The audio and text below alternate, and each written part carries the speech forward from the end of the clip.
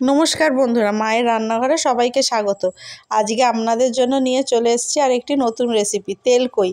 তেলকই করা খুবই সহজ এবং খুবই তাড়াতাড়ি হয়ে যায়।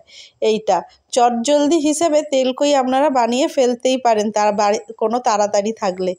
আর এই রান্নাটি করতে হলে আমি প্রথমে কই মাছকে ভালো করে ধুয়ে নুন হলুদ মাখিয়ে রেখেছি। এরপর কড়াইতে তেল গরম হলে মাছগুলো একে একে দিয়ে দেবো। মাছগুলো একে একে দিয়ে ভালো করে এপিট ওপিট উল্টে ভেজে নেব, লাল লাল করে ভেজে নেব। ভালো করে মাছটা ভাজা হয়ে গেলে মাছটাকে তুলে নিয়ে ওই কড়াইতে আর একটু সর্ষের তেল দিয়ে দেবো। দেখুন আমার মাছটা ভাজা হয়ে গেছে কড়া লাল লাল করে। এরপরে ওই কড়াইতে আর একটু সর্ষের তেল দিয়ে ফোড়ন হিসাবে কালো জিরে দিয়ে দেবো। দিয়ে কালো জিরেটা একটু নাড়াচাড়া করে পেঁয়াজ বাটা দিয়ে দেবো পরিমাণ মতো। পেঁয়াজ বাটাটা ভালো করে নাড়াচাড়া করে একটু কালারটা চেঞ্জ হলে একে একে সব মশলাগুলো দিতে থাকবো। এই যে আমার পেঁয়াজটা নাড়াচাড়া করে দেখুন কালারটা একটুখানি লালচে টাইপের হয়েছে, হলে আমি গোটা কাঁচা লঙ্কা দিয়ে দিয়েছি। গোটা কাঁচা লঙ্কা দিয়ে ভালো করে পেঁয়াজটাকে নাড়াচাড়া করব। তারপরে দিয়ে দেবো হলুদ গুঁড়ো আর লঙ্কা গুঁড়ো। হলুদ গুঁড়ো লঙ্কা গুঁড়ো দিয়ে ভালো করে মশলাটাকে কষাবো।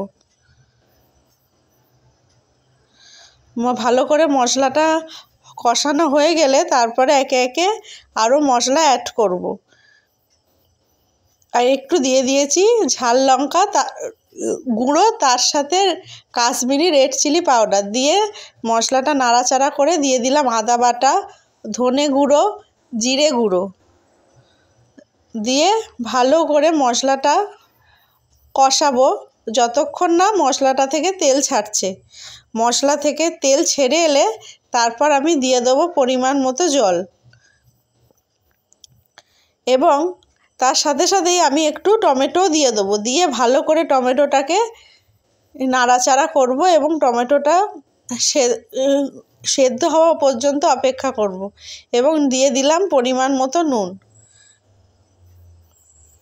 তারপরে টমেটোটা নাড়াচাড়া করে একটু নরম হয়ে এলে আমি ওতে আরেকটু জল অ্যাড করে দেবো।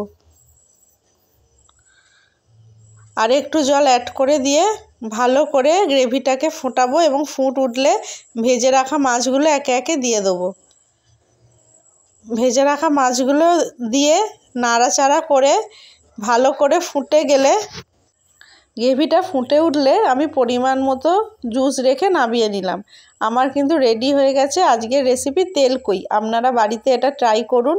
যদি কেউ বাড়িতে আগে তেলকই না করে থাকেন, এই রেসিপিটা দেখে চটজলদি করে ফেলুন আর আমাকে কমেন্টে জানান রেসিপিটি কেমন লাগলো। আর তার সাথে সাথে আমার পেজটিকে ফলো করে দিন এবং লাইক কমেন্ট ফলো করতে ভুলবেন না। নমস্কার, সবাই ভালো থাকবেন।